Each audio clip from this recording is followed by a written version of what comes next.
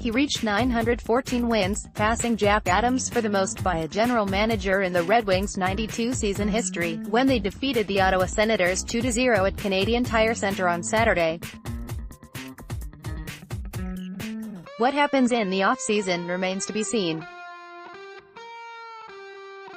The Red Wings, 2-1, 2-5, 7, or 27th in the NHL standings and likely will miss the Stanley Cup Playoffs for the third straight season. Whatever happens, though, Holland wants to have set the foundation for their next run. "I've got a year to go on my contract," Holland said Tuesday. "Obviously, there's lots of rumors, and there's things swirling out there. We'll see what the summer brings. I love the job. I still believe I've got lots of energy.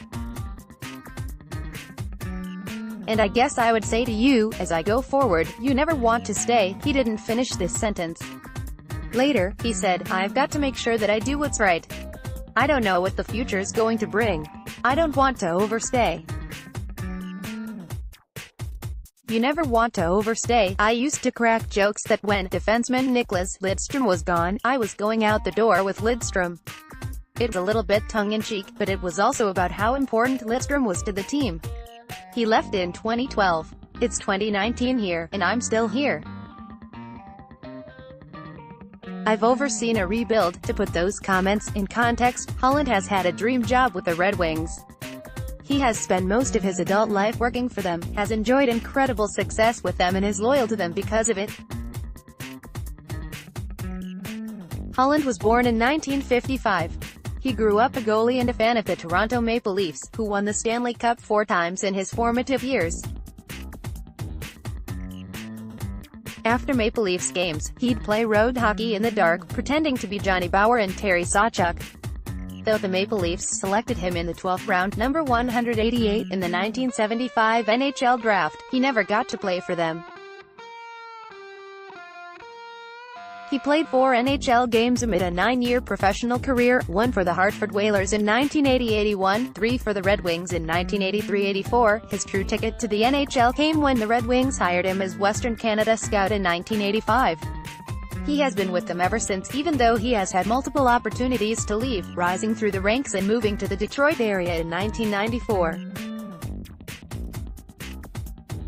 Only Senior Vice President Jimmy DeVellano, hired as GM in 1982, has spent more time in their front office. "You go from pretending to be those guys to being in the NHL and eventually working my way to being a general manager of Steve Yzerman and a general manager of Lidstrom and a general manager of Dominik Hasek and Chris Osgood and Mike Vernon in the Russian Five," Holland said.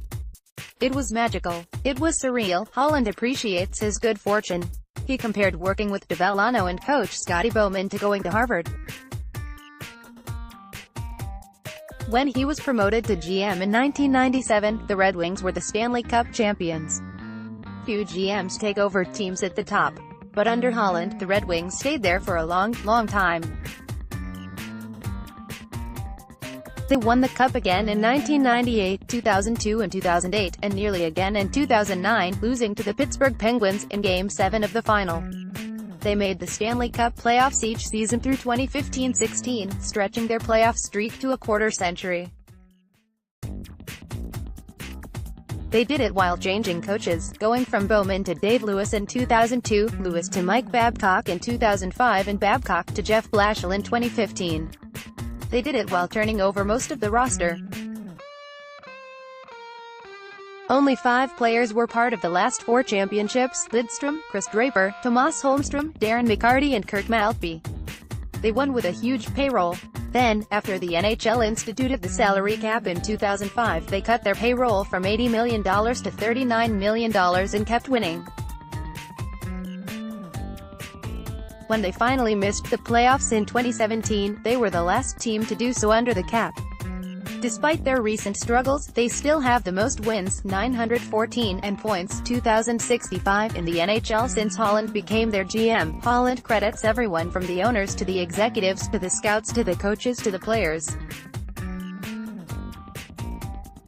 The list is too long to include here. "Certainly I'm proud of the record," Holland said. "My name is there. But it's a whole bunch of people on the ice and off the ice, talented people, that really have made these 914 wins happen. Holland is well aware of the criticism of him. Some people think you've overstayed when you missed the playoffs, he said. But every team goes to cycles, especially under the cap. The Chicago Blackhawks won the Cup in 2010, 2013 and 2015. They have 51 points this season, 2 more than the Red Wings.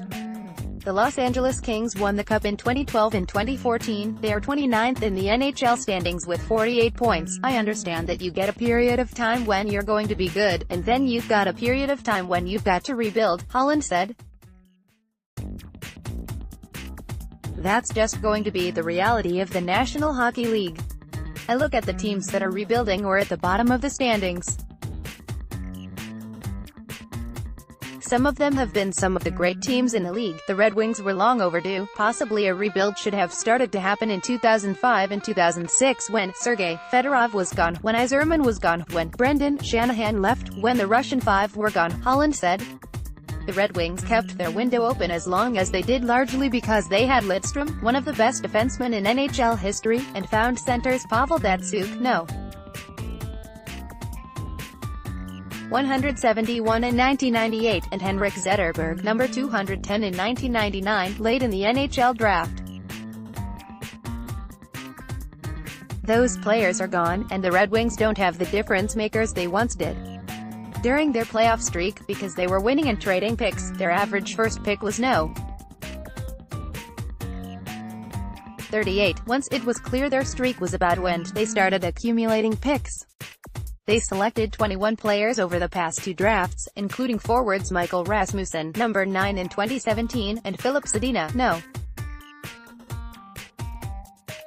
6 in 2018, their first top 10 pick since 1991. They feel they have several promising prospects as a result. They have 11 picks in this year's draft and will have cap space this offseason too. I'm really happy with the job that our people have done in the trenches, in amateur scouting, in pro scouting, at the coaching level, our players, Holland said. I really believe that we're headed in the right direction and that we've got young players coming through the system that are eventually going to get this team back to being more relevant, more competitive, a playoff team, and we've got the greatest fans in the world. I reflect back on those Stanley Cup parades where there's a million people out there, and what this team means to this city and to this state, to Red Wing fans worldwide, but at the same time, what those same people mean to our franchise, so I've got to make sure that I make decisions going forward that are what's right for this franchise. Holland is 63. Nashville Predators GM David Poile turned 69 on Feb. 14. Pittsburgh Penguins GM Jim Rutherford turned 70 on Feb. 17. New York Islanders GM Lou Lamoriello is 76. Poile has been in one place since 1997, like Holland, and is still contending for the Cup, although he has never won it. Rutherford and Lamoriello each was synonymous with a Cup-winning franchise like Holland is Rutherford with the Whalers, Carolina Hurricanes, Lamoriello with the New Jersey Devils, then reinvented himself elsewhere. I've got a ton of energy, Holland said. I've got a plan. I've got a vision. The vision is to get this team back to being more competitive, back in the playoffs, so our fans can come down to Little Caesars Arena in April and root their team on. There's other general managers in the league older than I am, and they're having a ton of success. Certainly I look at that. But I've also been around long enough that I've seen people come and go, and they're gone before they hit anywhere near my age.